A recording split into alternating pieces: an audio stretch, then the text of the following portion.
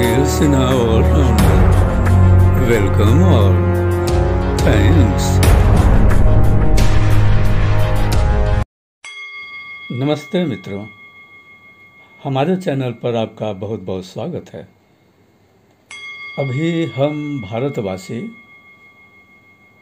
भगवान श्री कृष्ण का जन्म दिवस यानी जन्माष्टमी, कृष्णाष्टमी मनाने की तैयारी कर रहे हैं। और ऐसे में अगर भगवान कृष्ण की कोई चर्चा ना हो तो कैसे काम चलेगा। हम आपको एक ऐसा अजूबा मंदिर जो भगवान जगन्नाथपुरी के नाम से जाने जाते हैं, लेकिन यह मंदिर मूलतः श्री कृष्ण का ही है।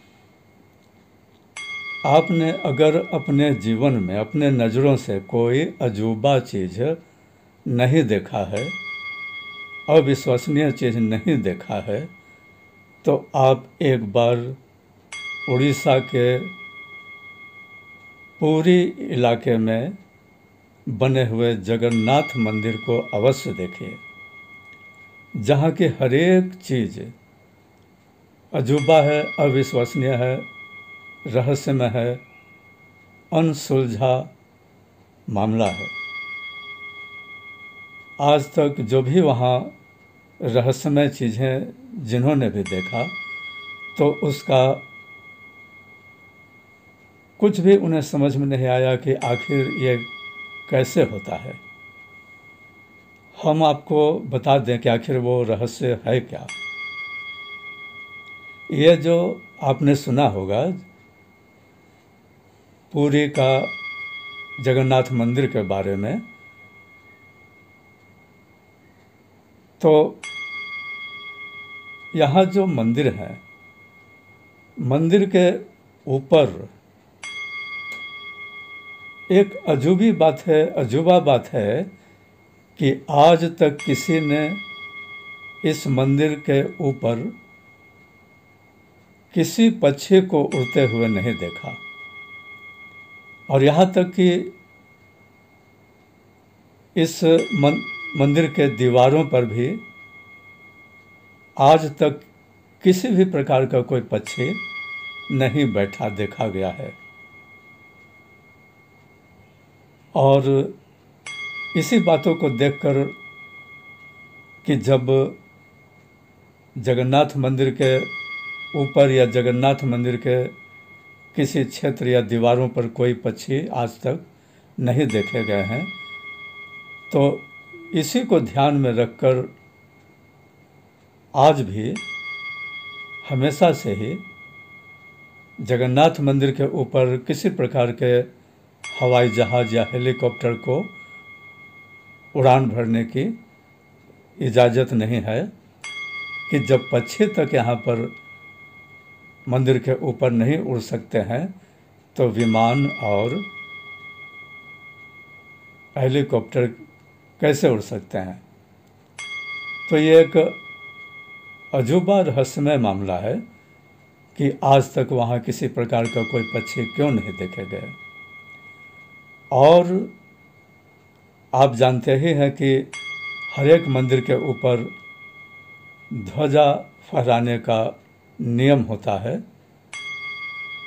तो हर एक मंदिर के ऊपर जो ध्वजा फहराए जाते हैं वो साल में या कुछ महीनों में बदले जाते होंगे, लेकिन जगन्नाथ मंदिर के जो शीर्ष पर झंडे फहराए जाते हैं उनको प्रतिदिन बदलना अनिवार्य है।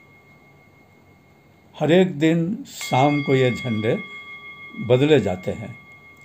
और कहे जाते हैं कि अगर यह झंडा एक दिन भी बदलने में चूक हुई, नहीं बदला जाए, तो फिर यह मंदिर आगे 18 सालों के लिए बंद हो जाएंगे।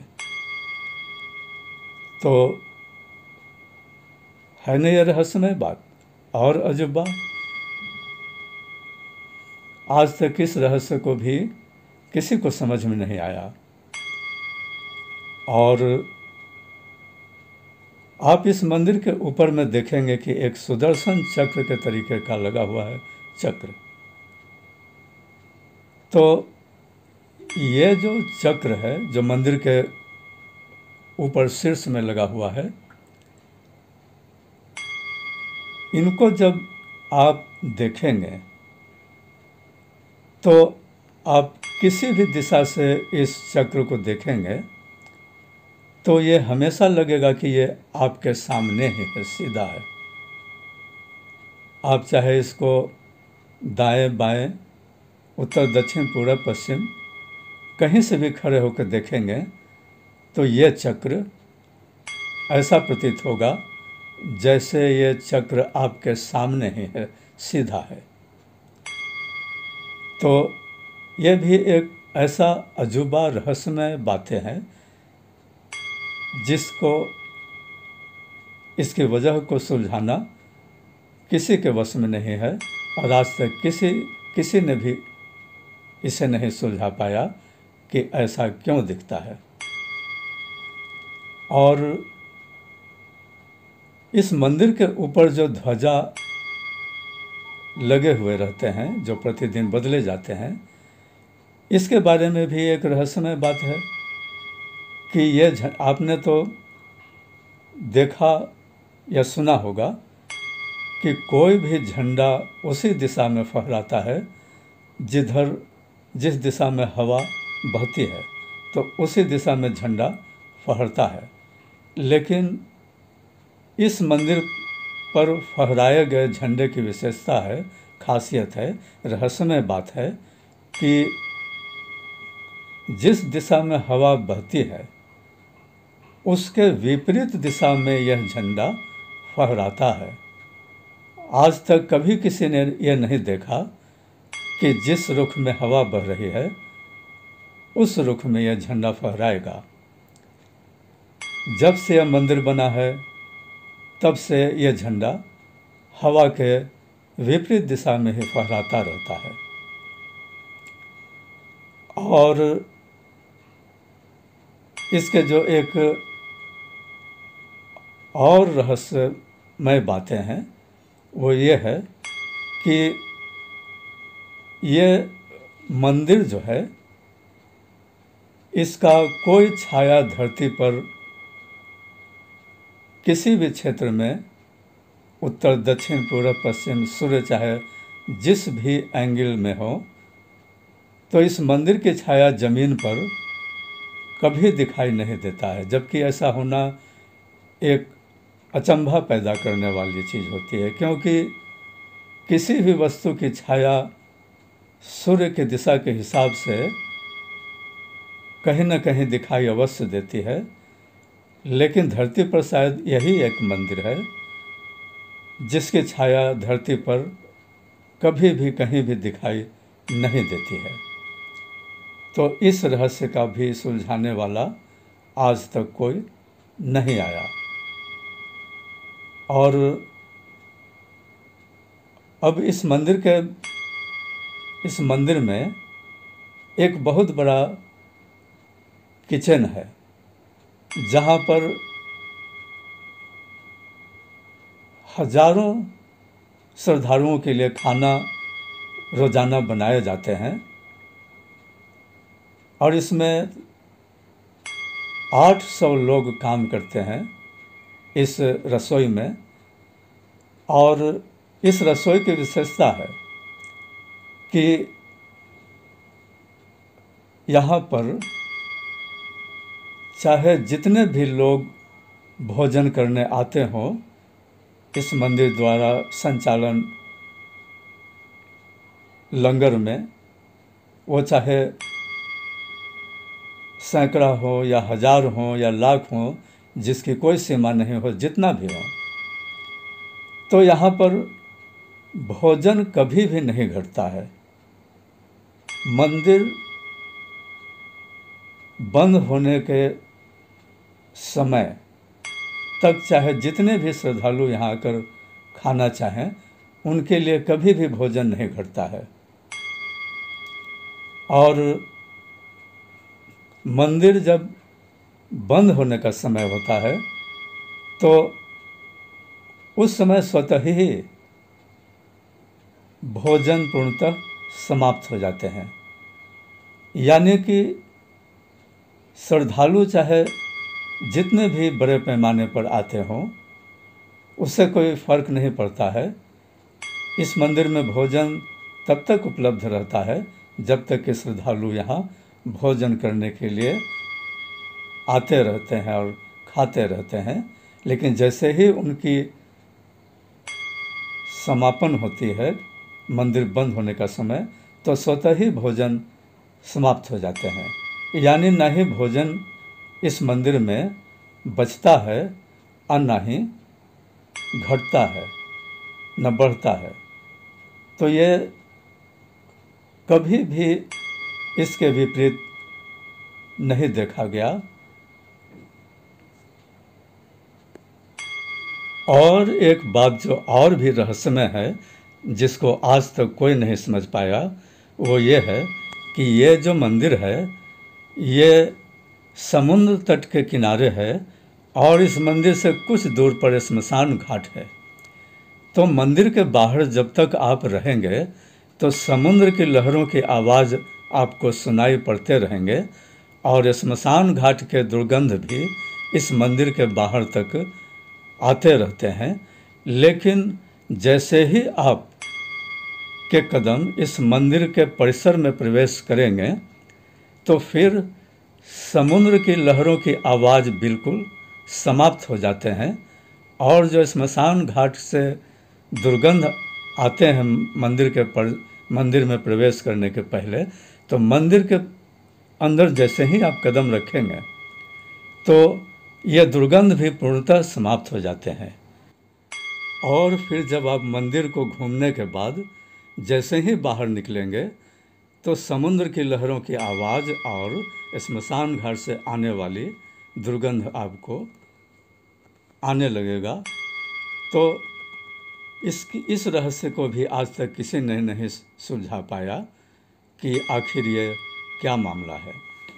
तो आपने इतने सारे अजूबों को जो सुना अभी, अगर आप पहले जगन्नाथ मंदिर गए होंगे देखने, तो आपने तो इसे ज़रूर देखा सुना होगा। लेकिन अगर आपने वहाँ पर नहीं गए हैं कभी, तो इस अद्भुत अविश्वसनीय रहस्यमय बातों को अपनी नज़रों से देखना चाहते हैं धरती पर सचमुच में, तो एक बार अवश्य उड़ीसा के पुरी में स्थित जगन्नाथ मंदिर को देखिए अपनी नज़रों से जाकर, तो समझ में आएगा कि धरती पर भगवान भी हैं आज भी। और सारी बातें तो आपने इस मंदिर के रहस्यमय चीज़ों के बारे में जान लिया, लेकिन अब यह समझना बाकी रह गया कि आखिर इस मंदिर को बनवाया किसने था। कहते हैं कि इस मंदिर को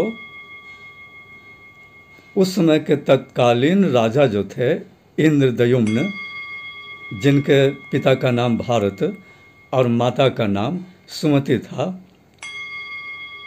तो इंद्रद्युम्न के सपने में भगवान जगन्नाथ दर्शन दिया और उन्होंने ही इन्हें प्रेरित किया कि वो यहाँ पर काष्ठ की मंदिर बनाए उनके नाम से। और इस तरीके से राजा इंद्रद्युम्न ने काष्ठ की प्रतिमा यहाँ पर जगन्नाथ भगवान, और उनके साथ ही पुरानी कथाओं के मुताबिक वीरभद्र यानी बलराम, जो कृष्ण के भगवान जगन्नाथ के भाई हैं, और उनकी बहन सुभद्रा भी विराजमान हैं इस मंदिर में। तो तीनों की प्रतिमा काष्ठ की राजा इंद्रद्युम्न ने बनवाए थे और 12 सालों में इस प्रतिमा को एक बार बदले जाते हैं। और इस प्रतिमा के भगवान जगन्नाथ के प्रतिमा के हृदय में भगवान कृष्ण के ही हृदय धड़कते हैं। बताया जाते हैं कि जब भगवान कृष्ण अपने शरीर को त्यागा था, तो उनके शरीर में विराजमान हृदय जीवित अवस्था में ही पृथ्वी पर रह गए थे, और उसी हृदय को जो आज भी धड़कता रहता है को इस जगन्नाथ मंदिर के भगवान जगन्नाथ के प्रतिमा में रखे हुए हैं। और 12 सालों में जब काष्ठ की प्रतिमा बदले जाते हैं, तो उस समय नए प्रतिमा में इस धड़कते हुए दिल को स्थापित कर दिया जाता है, और जो भी पंडित पुजारी इस प्रतिमा में श्री कृष्ण के हृदय को स्थापित करते हैं, तो उस समय ये बिल्कुल वर्जित रहता है कि जो भी पंडित या जो बदलते हैं इस हृदय को नए काष्ठ प्रतिमा में, तो वो इसे हर हाल में देखेंगे नहीं। तो उस समय क्या किए जाते हैं कि बदलने वाले पुजारी के आँखों पर पट्टी बांध दिए जाते हैं, और सारे इलाके में उस समय ब्लैकआउट यानी अंधेरा कर दिया जाता है, कहीं कोई रोशनी नहीं होते हैं। अब पूरे मंदिर को और इस परिसर को सैनिक के हवाले कर दिए जाते हैं। तब जाकर के नए काष्ठ प्रतिमा में जो 12 सालों में बदले जाते हैं, इस कृष्ण के हृदय को उसमें स्थापित किए जाते हैं। तो एक बार आप भी अपने जीवन में अगर इस जगन्नाथ मंदिर को देख लें, तो आपको समझ में आएगा कि अजूबा और रहस्यमय चीज़ें किन को कहते हैं। तो हम समझते हैं कि आप इस जानकारी को पाकर अत्यंत धन्य हो गए होंगे। अरे हाँ, एक बात तो हम बताना भूल ही गए। हम जो रसोई घर के बारे में जो आपको जानकारी दे रहे थे, तो उसमें जो एक प्रमुख बात है आश्चर्यजनक और अनोखा और रहस्यमय, वो तो बताना ही भूल गए। उस रसोई घर में जो खाना बनाए जाते हैं, तो चूल्हे पर एक साथ 7 बर्तन नीचे से ऊपर की ओर क्रमशः सजाए जाते हैं, और इन 7 में एक बार भोजन पकते हैं। सबसे पहले एक बर्तन होते हैं, फिर उसके ऊपर एक, फिर उसके ऊपर एक, इस तरीके से 7 बर्तन सजाए जाते हैं। और अगर हम आपसे फिर पूछें कि आप बताइए कि सबसे पहले किस बर्तन का भोजन पकेगा, तो आप झट सा कहेंगे कि सबसे नीचे वाला में पहले पकेगा। तो मैं आपको बताऊंगा कि ये बिल्कुल गलत जवाब है। सबसे पहले पकता है सबसे ऊपर वाले बर्तन का, और उसके बाद फिर क्रमशः उसके नीचे, फिर उसके नीचे, फिर उसके नीचे, और इस तरीके से अंत में पकते हैं जाकर सबसे नीचे वाले बर्तन का, जो कि चूल्हे पर ही है। तो ऐसा कैसे होता है, ये भी एक अजीब रहस्य है। इस रहस्य को भी आज तक कोई नहीं समझ पाया, और किसी के भी दिमाग में इस रहस्य को समझना मुश्किल हो गया, और कोई भी नहीं समझ पाया कि ऐसा कैसे होता है। नियम के मुताबिक तो सबसे पहले नीचे वाले बर्तन में पकना चाहिए था खाना, जो कि सीधे चूल्हे पर ही होता है, लेकिन ऐसा नहीं होता है। और ये रहस्य तब से लेकर आज तक रहस्य ही बना हुआ है। तो अब हम आपसे यहीं पर इजाज़त लेते हैं। नमस्कार।